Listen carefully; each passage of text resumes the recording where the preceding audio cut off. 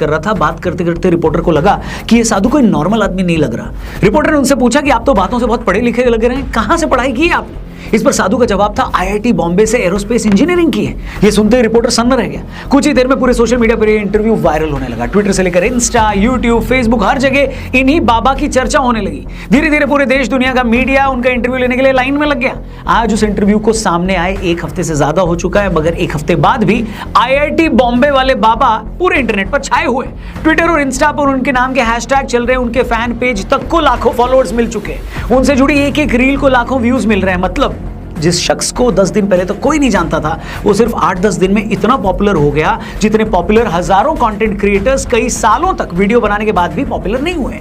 और आईआईटी वाले बाबा अगर इतने वायरल हुए हैं तो उनके पीछे एक नहीं बहुत सारे रीजंस हैं। उनकी पूरी कहानी किसी फिल्मी कहानी से भी ज्यादा फिल्मी लगती है। ऐसा लगता है इम्तियाज अली की किसी कहानी को हम असल जिंदगी में जीते हुए किसी को देख रहे हो।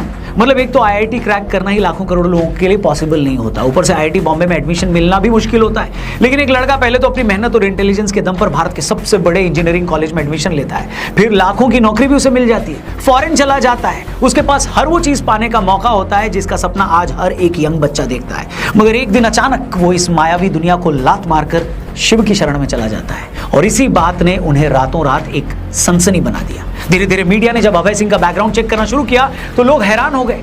पता लगा कि वो हरियाणा के झज्जर के एक छोटे से गांव से आते थे। वो ग्रेवाल गोत्र के जाट परिवार में पैदा हुए थे। बचपन से पढ़ाई में तेज थे। घर वाले आईआईटी की कोचिंग के लिए कोटा भेजना चाहते थे, मगर वो दिल्ली जाना चाहते थे। अभय ने आईआईटी का एग्जाम क्रैक कर लिया। पहले आईआईटी बॉम्बे से एरोस्पेस इंजीनियरिंग में बीटेक की डिग्री ली, फिर डिजाइनिंग में मास्टर्स की भी डिग्री ले ली। अभय सिंह की छोटी बहन कनाडा में रहती थी। वो कनाडा नौकरी करने चले गए। कनाडा जाकर उन्होंने एरोप्लेन बनाने वाली कंपनी में काम किया। 3 लाख रुपए उनको सैलरी भी मिलने लगी हर महीने की। जिस टाइम वो कनाडा में नौकरी कर रहे थे तभी लॉकडाउन लग गया।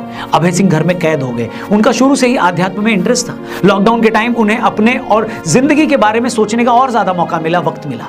तब तक उनका कनाडा और कनाडा में अपनी जॉब से मन उठ चुका था। लॉकडाउन खत्म होने के बाद वो भारत आ गए। भारत आकर उन्होंने फोटोग्राफी की। वो हरिद्वार से लेकर केरल और उज्जैन के कुंभ तक कई जगह घूमने गए।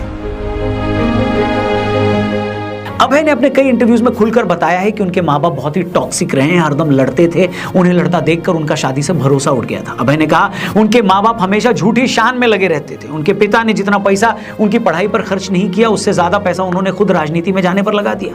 उनके आईआईटी से पास आउट होने के बावजूद उनकी माँ चाहती थी कि वो यूपीएससी भी क्लियर कर ले। अभय ने अपनी माँ से कहा कि मेरा मन नहीं है यूपीएससी क्लियर करने का, कलेक्टर बनने का। तो उनकी माँ ने कहा तुम नौकरी ज्वाइन मत करना, बस यूपीएससी क्लियर कर लो। अभय ने कहा कि उनकी माँ को सोसाइटी में बस ये दिखाना था कि उनके लड़के ने यूपीएससी क्लियर कर लिया है। उन्हें मेरी खुशी से कोई लेना देना नहीं था। अभय सिंह ने अपने कई इंटरव्यूज में अपने माँ बाप को खुलकर कोसा है। उनका कहना है कि माँ बाप भगवान नहीं बल्कि भगवान ने माँ बाप को बनाया है।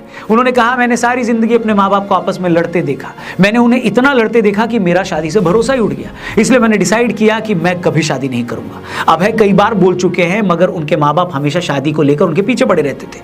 जब वो उन्हें ज्यादा परेशान करने लगे तो एक दिन उन्होंने घर ही छोड़ दिया। पहले वो घर वालों से फोन पर बात भी करते थे, लेकिन पिछले 11 महीने पहले उन्होंने घर वालों को फोन पर भी ब्लॉक कर दिया। अपने माँ बाप के झगड़ों से अभय इतना परेशान हो गए कि बाद में उन्होंने इस पर एक शॉर्ट फिल्म भी बनाई। जिस टाइम वो फिल्म बना रहे थे उस दौरान उनकी गर्लफ्रेंड हुआ करती थी। वो 4 साल तक उसके साथ रहे, मगर फिल्म बनाने के टाइम वो ट्रॉमा में चले गए। उनकी गर्लफ्रेंड को लेकर भी उनकी फीलिंग्स खत्म हो गई। उन्होंने ये बात अपनी गर्लफ्रेंड को भी बता दी कि मुझे तुम्हें लेकर कोई फीलिंग नहीं रही।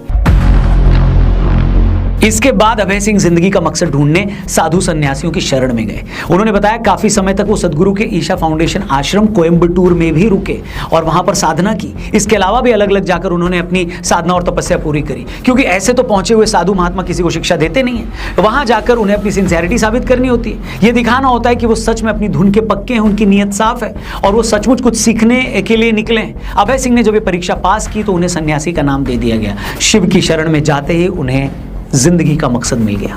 अब होता क्या है ना कि जब एक थोड़ा कम पढ़ा लिखा आदमी स्पिरिचुअलिटी के, आध्यात्म के रास्ते पर जाता है तो लोग क्या कहते हैं, अरे तो बेरोजगार था, नशेड़ी था, इसलिए धर्म कर्म में चला गया, पढ़े लिखे लोग ये सब नहीं करते। लेकिन जब एक आईआईटी ग्रेजुएट या आईआईटी बॉम्बे से एरोस्पेस इंजीनियरिंग पढ़ा शख्स प्रारब्ध और तत्व की बात करे, शिव के सत्य होने की बात करे, तो आप उसे हवा में खारिज तो नहीं कर सकते ना। इसीलिए हमें ये समझना होगा कि अभय सिंह अपने हर इंटरव्यू में शिव को ही सत्य क्यों बता रहे हैं। अब अगले कुछ मिनटों में जो बातें मैं करने वाला हूं वो हो सकता है कुछ लोगों को समझने में थोड़ी मुश्किल लगे, लेकिन मेरी आप सबसे रिक्वेस्ट है कि